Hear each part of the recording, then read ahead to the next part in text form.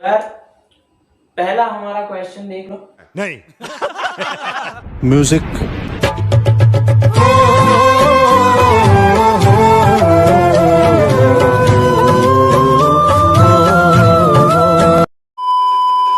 If a pair of linear equations is consistent, if a pair of linear equations is consistent, then the lines represented by them are।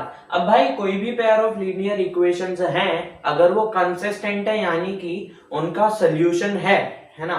अब वो भाई infinite solution हो या फिर unique solution हो, तो अब वो पूछ रहा है कि भाई लाइंस क्या होंगी। अगर हमने इसको ग्राफिकली रिप्रेजेंट किया तो भाई लाइंस क्या होगी अगर pair of linear equations consistent है। कंसिस्टेंट यानी कि उनका सॉल्यूशन है, अब वो इनफिनिट हो या फिर यूनिक। अब भाई इनफिनिट होगा तो कोइंसिडेंट लाइंस होंगी, और अगर भाई यूनिक होगा तो इंटरसेक्टिंग लाइंस होंगी। तो इसका आंसर क्या होना चाहिए? इसका आंसर होना चाहिए कि भाई इंटरसेक्टिंग भी हो सकती है और भाई कोइंसिडेंट भी हो सकती है कि नहीं? क्योंकि भाई पैरेलल होगी तो सोल्यूशन तो है ही नहीं, वो इनकंसिस्टेंट हो जाएगा पैरेलल में। तो भाई आंसर है B option. B option is the correct answer. देख लो भाई दूसरा क्वेश्चन। द वैल्यू ऑफ के, हमें के की वैल्यू फाइंड करना है। For which the equations 3x minus y plus 8 equals to 0 and 6x plus ky equal to minus 16 represent coincident lines. यानी कि ये दोनों इक्वेशन को ग्राफिकली रिप्रेजेंट करने पर कोइंसिडेंट लाइंस आ रही हैं, यानी कि इनका इनफिनिट सॉल्यूशन है ना। यानी कि इसकी लाइन और इसकी लाइन दोनों कोइंसिडेंट हैं, यानी कि इसका जो सॉल्यूशन है वो है इनफिनिट सॉल्यूशन। और आपको पता है भाई कि इनफिनिट सॉल्यूशन अगर किसी भी pair of linear equations in two variables में है तो a1 by a2 is equal to b1 by b2 is equal to c1 by c2। ठीक है, ओके चलो।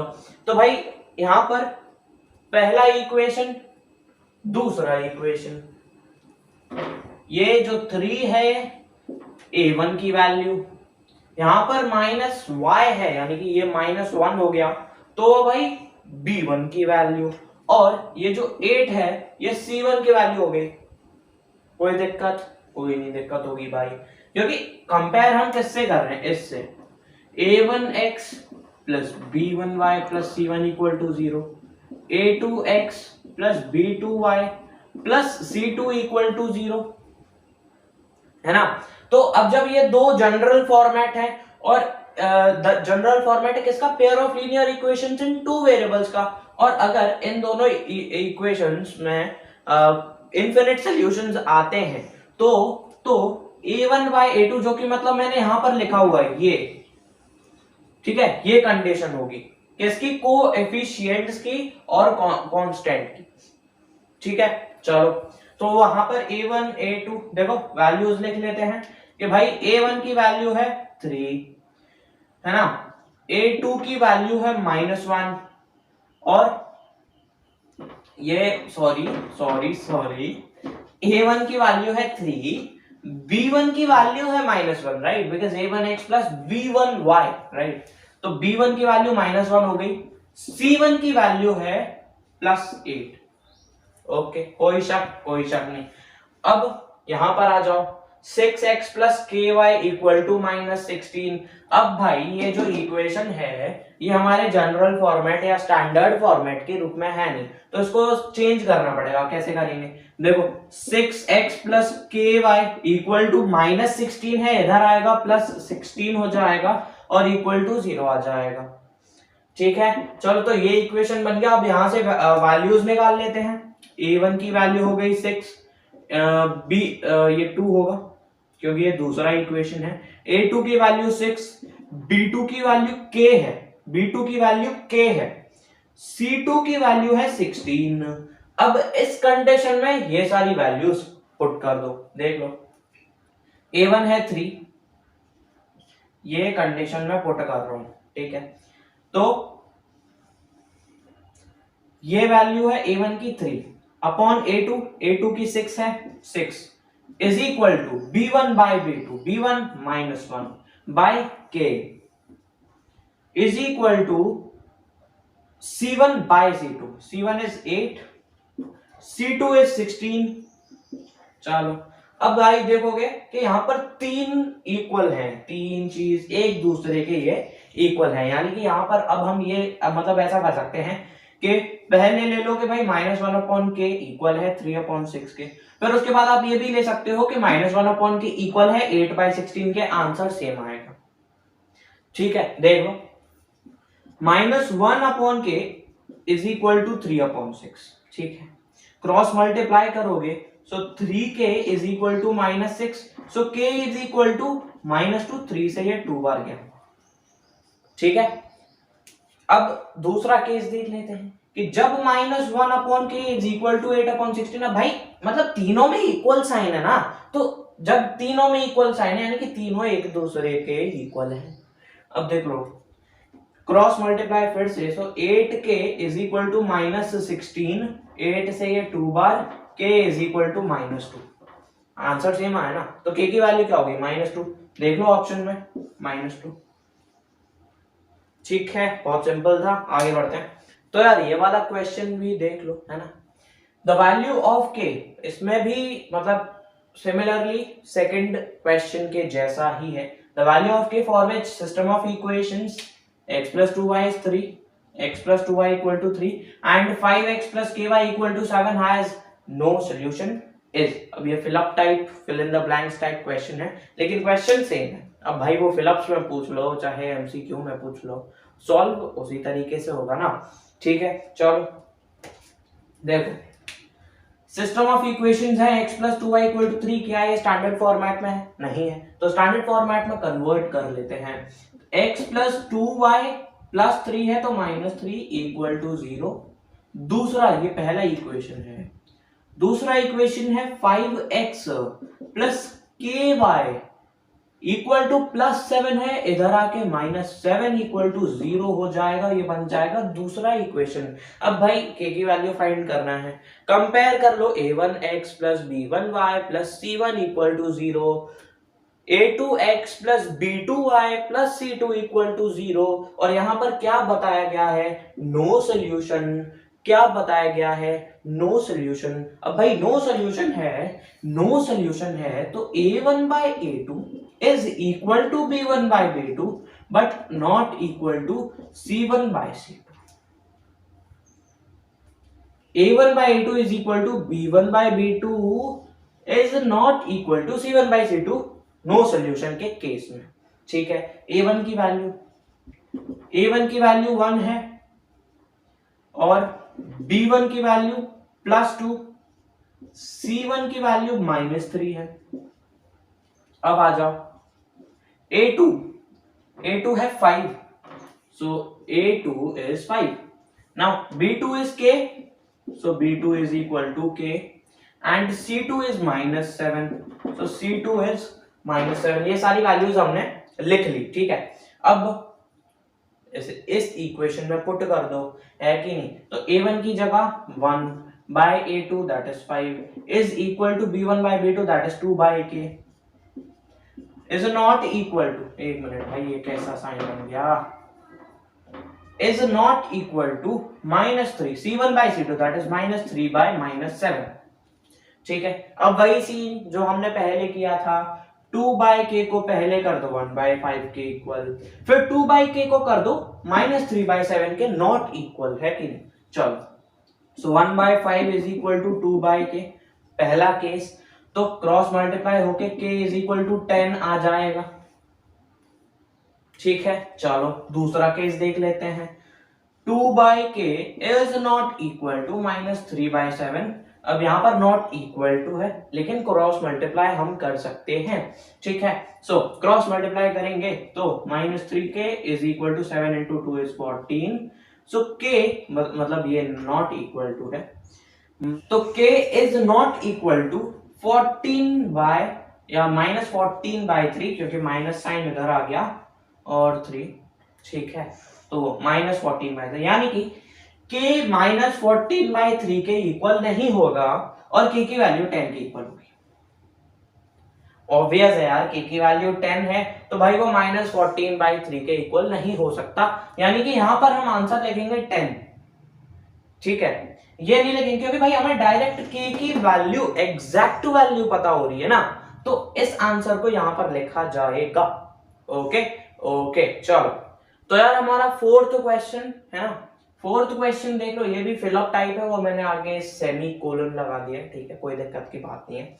चलो, इफ द इक्वेशंस, दो इक्वेशंस है kx - 2y = 3 and 3x + y = 5 represent two intersecting lines at unique point, then the value of k is।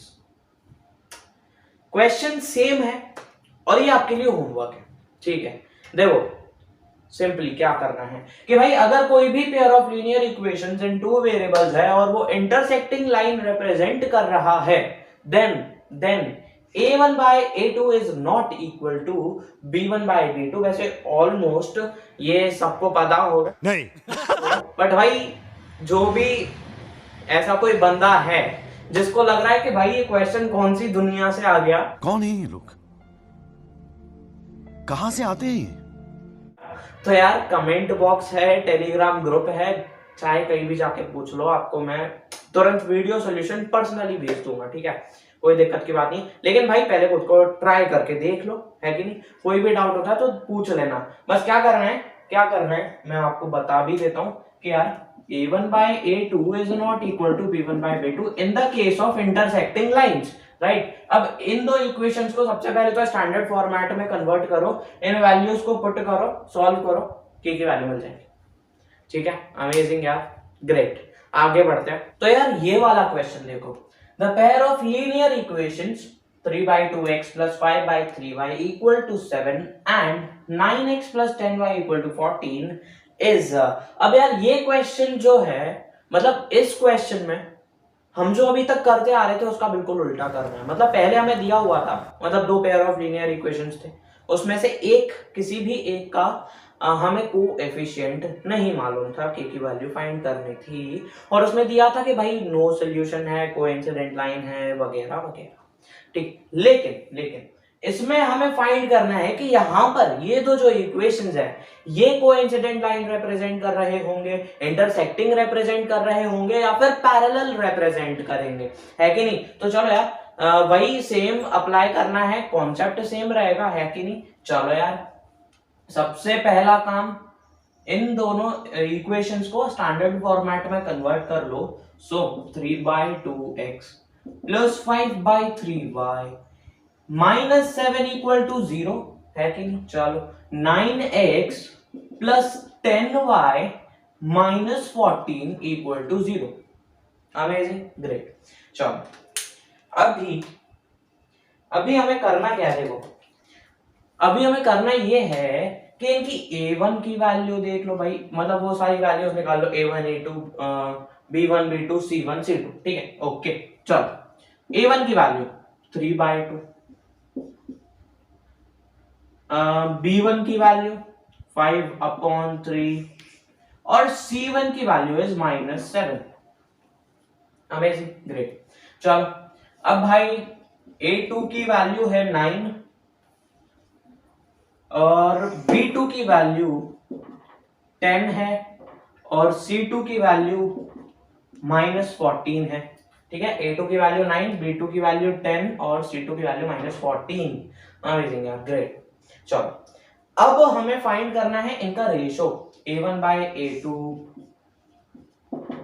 b1/b2 और c1/c2 क्या आएगा ratio, इनको कंपेयर करेंगे, देन हम निष्कर्ष निकालेंगे, मतलब निष्कर्ष निकाल लेंगे, क्या बोल रहा हूं मैं, देन हम निष्कर्ष निकालेंगे कि भाई कंसिस्टेंट है, इनकंसिस्टेंट है, इनफिनिट लाइन, मतलब इनफिनिट सॉल्यूशंस है, यूनिक सॉल्यूशन है, नो सॉल्यूशन है, क्या है जो भी है, ठीक है। सो a1/a2 यानी कि 3/2 अपॉन में a2 की वैल्यू दैट इज 9, ठीक है। तो ये कुछ ऐसा हो जाएगा 3/2 डिवाइडेड बाय 9।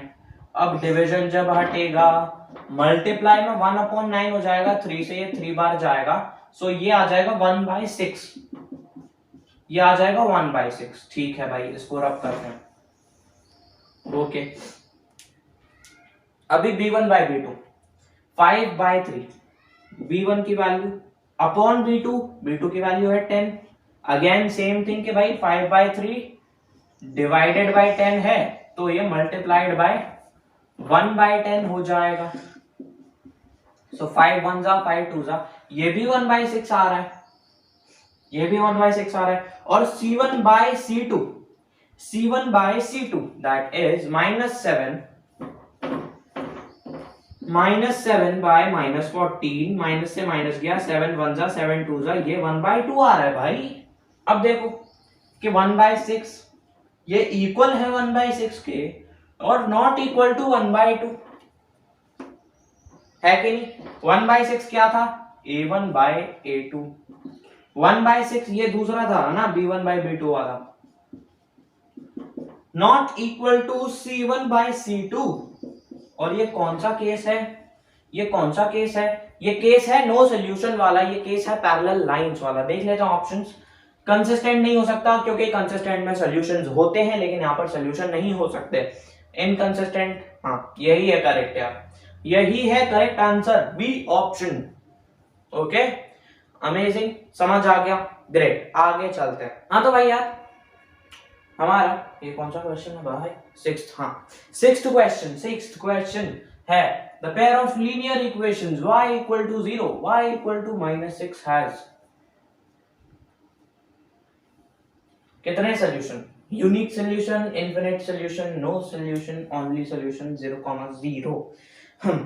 चलो भाई इसको सॉल्व कैसे करना है और मैंने भाई ये क्यों बनाया, विजुअलाइज करवाने के लिए बनाया। ठीक है चलो देख लेते हैं क्या है ये। y इक्वल टू 0 है, y इक्वल टू 0 है यानी कि यहां पर x का कोई नामो निशान नहीं है। ठीक है x का कोई नामो निशान नहीं है और इसका मतलब क्या है y इक्वल टू 0 का, ये भी मैं आपको बता देता हूं। देखो कि यहां पर मैं ये लिख सकता हूं कि 0 मल्टीप्लाइड बाय x, क्योंकि x है, x का कोएफिशिएंट 0 है और 0 अगर मतलब कोएफिशिएंट मल्टीप्लाई में है ना तो यानी कि 0 multiplied by x will give us 0, right. तो उससे कुछ अंतर तो पड़ने वाला नहीं है ना। तो 0.x यानी 0 मल्टीप्लाइड बाय x प्लस ये 1y हो गया क्योंकि इसका कोएफिशिएंट तो 1 है, वैसे y लिख के चलेंगे तो कोई दिक्कत की बात नहीं है। और ये इक्वल है 0 के, तो क्या मैं इसको 1 इज इक्वल टू -0.6 लिख सकता हूं। ये देखो भाई हमारा पहला इक्वेशन है। ठीक है अब दूसरा देख लो, नहीं दूसरा मत देखो, अभी इसी पे रहते हैं। ठीक है अब देखो अगर मैं इसके सॉल्यूशंस फाइंड करूं, मतलब कि जब हम ग्राफ पे रिप्रेजेंट कर रहे होते हैं तो इसके सॉल्यूशंस फाइंड कर रहा हूं मैं, कोऑर्डिनेट्स फाइंड कर रहा हूं। ठीक है चलो तो देखो अगर x की वैल्यू 1 मैं रखता हूं यानी कि 1 इंटू 0 हो जाएगा, तो y की वैल्यू 0। देखो अगर मैं x की वैल्यू 2 रखूं देन y की वैल्यू 0 होने वाली है क्योंकि 2 इंटू 0 है 0 भाई, कुछ भी हो कोई मतलब नहीं है कि नहीं भाई। अब देखो x की वैल्यू चाहे तुम 3 रख दो, 4 रख दो, -5 पाई और क्या 22/7, 1/3, 4/3, भाई कुछ भी रखो y की वैल्यू 0 आने वाली है, समझ रहे हो। तो कुछ पैटर्न समझ में आया ना कि y इक्वल टू 0 का मतलब ये है कि चाहे तुम x की वैल्यू कुछ भी रख दो, कुछ भी, y की वैल्यू 0 ही आने वाली है, उसको कोई नहीं रोकने वाला। ठीक है चलो यार इसको रब करते हैं। अब देख लो यार y इक्वल टू माइनस, मतलब ये पॉइंट होगा कि 1,0 और 2,0 ये हमें प्लॉट करने के काम आ जाएंगे। ठीक है ओके चलो तो अब क्या करें, दूसरा इक्वेशन ले लेते हैं। y इज इक्वल टू -6 है तो इसको भी मैं 0.6 plus y is equal to -6 लिख सकता हूं एंड यस ये हो जाएगा कि y is equal to -6 minus 0.x। कोई शक, कोई नहीं होना चाहिए, और अगर कोई शक है भी तो यार कमेंट में जाके बता दो। ठीक है तो अब यहाँ पर फिर से वही चीज कि अगर मैं x की वैल्यू कुछ भी रखूं, x की वैल्यू अगर 1 है तो ये तो 0 ही होने वाला है, और -6 -0 तो भाई -6 ही रहेगा ना, तो y की वैल्यू -6 रहेगी। अब चाहे तुम x की वैल्यू 2 रख दो, y की वैल्यू -6 रहेगी। अब चाहे तुम x की वैल्यू पाई रख दो, 22/7 रख दो, 3 4 5 100,000 करोड़, कुछ नहीं, कुछ अंतर नहीं पड़ता भाई, y की वैल्यू -6 की -6 ही रहने वाली है। इसके कोऑर्डिनेट्स हो जाएंगे, ये कोऑर्डिनेट्स हैं, यहां पर ये कोऑर्डिनेट्स हो जाएंगे 1, -6 और 2, -6। ओके, चलो प्लॉट कर लेते हैं, प्लॉट कर लेते हैं। तो सबसे पहले 1, 0, दूसरे कलर्स से देखो 1, 0, सबसे पहला जो इक्वेशन उसको मैं ब्लू लाइन से रिप्रेजेंट करूंगा, 1, 0 यानी कि ये 1, 0, ठीक है। ये दूसरा है 2, 0, दूसरा है 2, 0, 1, 0 और ये है 2, 0। अगर मैं इन दोनों को ज्वाइन करूं, क्या ये लाइन एक्स एक्सिस पे है कि नहीं? क्योंकि यार y की वैल्यू यहां पर 0 है, तो ये लाइन एक्स एक्सिस पर ही है, तो ये हो गई एक लाइन हमारी, ठीक है। इक्वेशन 1। अब देखो यार इक्वेशन 2, कोएफिशिएंट कोऑर्डिनेट्स 1, -6 1, -6, ये यानी कि यहां पर, ठीक है। 2, -6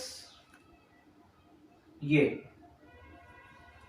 अब देखो ज्वाइन करो, ये पैरेलल होगी भाई, टेढ़ी जा रही है पर 1 मिनट, ये होगी इसके पैरेलल।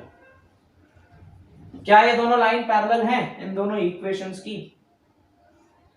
ये है अपना 1, -6 और ये है अपना 2, -6, ये ठीक है। और क्या ये दोनों लाइंस पैरेलल है? अब देखो मैंने जैसा कि बोला, चाहे x की वैल्यू 3 रखो, y की वैल्यू -6 होगी, x की वैल्यू 5 रखो, y की वैल्यू -6, माइनस भी रख दो, -4 तो -6 ही आएगी y की वैल्यू, है कि नहीं? ऐसे इस पे x की वैल्यू 5 6 7 8 कुछ भी हो, y की वैल्यू 0 होगी, ठीक है। और यहां पर ये दोनों इक्वेशंस पैरेलल हैं, इसका मतलब है इनका कोई भी सॉल्यूशन है नहीं, इसीलिए इसका आंसर बी हो जाएगा। कहां है भाई ब्लू पेन बताओ यार, इससे दिख नहीं रहा यार, इसका आंसर बी हो जाएगा। पैरेलल है तो नो सॉल्यूशन है ना, वो कभी मिलने ही नहीं वाले, है कि नहीं? चलो यार आगे बढ़ते हैं, आशा करता हूं क्वेश्चन समझ में आ गया होगा, ठीक है, कॉन्सेप्ट भी समझ में आ गया होगा। चलो तो यार अभी आपको दो क्वेश्चंस देखे होंगे, 7th और 8th क्वेश्चन, दोनों क्वेश्चन यार आपको होमवर्क है, क्योंकि वो वही है यार, के की वैल्यू फाइंड करना है, नो सॉल्यूशन है ना, तो आप कर सकते हो। और फिर भी अगर कोई भी दिक्कत आ रही हो किसी भी क्वेश्चन में, किसी भी चैप्टर के, टेलीग्राम ग्रुप की लिंक है नीचे, सारे सोशल मीडिया के लिंक है, जाके वहां पर फॉलो कर लो, ज्वाइन कर लो, ठीक है। और कमेंट में भी आप बता सकते हो, ठीक है, जो भी डाउट्स हो सारे क्लियर हो जाएंगे।